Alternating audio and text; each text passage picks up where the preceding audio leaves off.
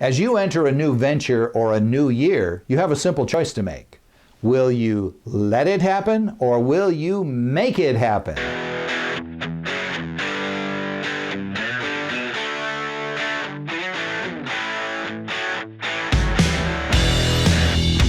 I'm Mike Goss, and I want to share a story with you. I call this story, I'm in Big Trouble, Part 1. I was the branch manager of an elevator company in Portland, Oregon. I had finished my first year in a new job. My sales were adequate.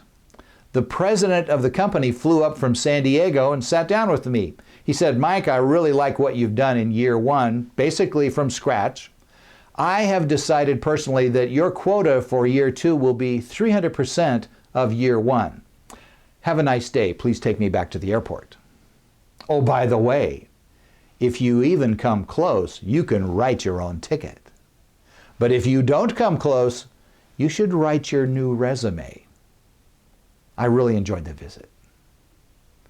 As I took the president back to the airport and drove back into town, I felt like I'd hit a brick wall. How was I ever going to do 3 times what I'd done in year one?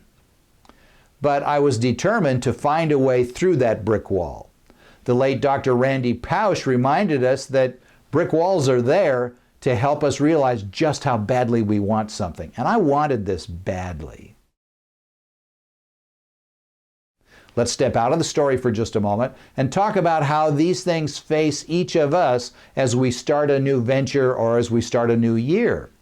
The problem is that we tend to be reactive.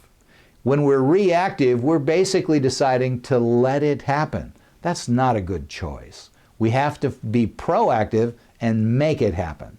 The reasons that we're reactive are 3 major reasons. Reason number 1 is we've always done it that way, so that must be the right way to do it. That could be a recipe for disaster. Everyone else went over the cliff.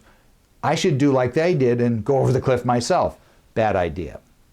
Number 2, it's too hard or I don't know how to do it. Therefore, I will revert back to number 1 and just do like we did last year. Number 3, which is the most prevalent, is fear. 90% of all the walls that we hit in our lives are made of fear. Fear is intangible. Fear can't hurt us, but it can sure slow us down. The solution is to make it happen.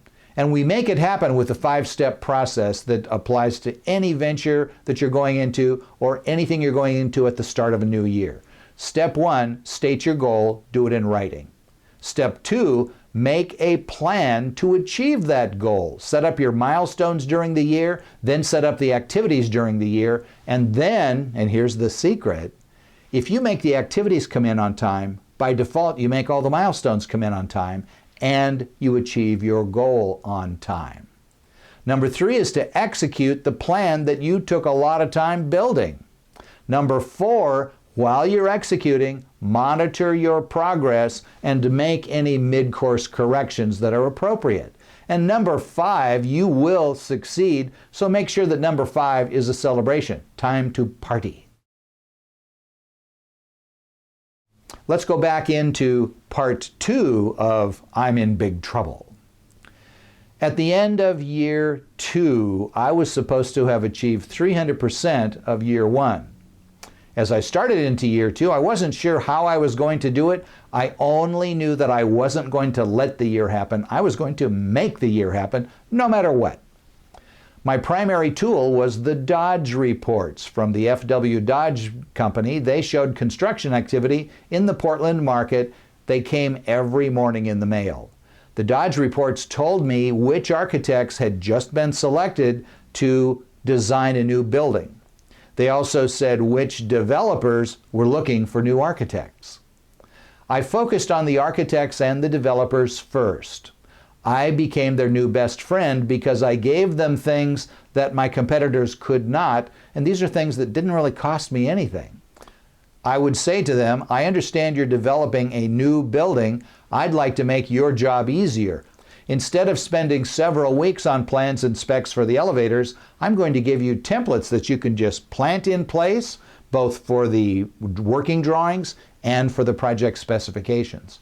I'll give them to you for free. The next thing I offered was something none of my competitors could offer. When I was attending Portland State University, I developed an elevator traffic analysis program. You would enter the characteristics of the proposed building, then you would enter the characteristics of the proposed elevator system, and my program would tell you how efficient that was. There was a standard in the industry, and my program would prove if a certain characteristics of the elevator system would meet those standards or not. I offered it to the architects for free.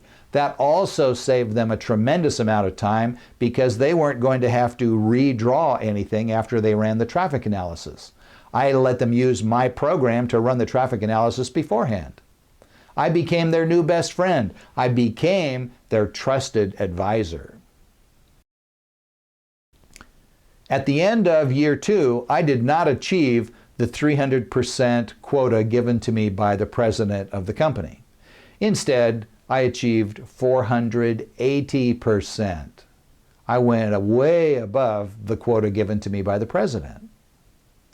We had a party. I made everyone on my team the hero of the story, and we all celebrated. It all happened because I refused to let the year happen. I was determined to make the year happen no matter what. In conclusion, as you're looking at the upcoming year, the Social Security Administration says the average lifespan of a woman in the United States is 86 years.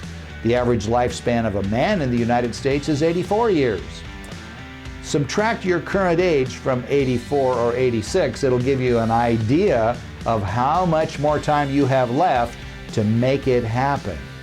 My challenge to you is throughout the rest of your life, don't just let it happen, make it happen.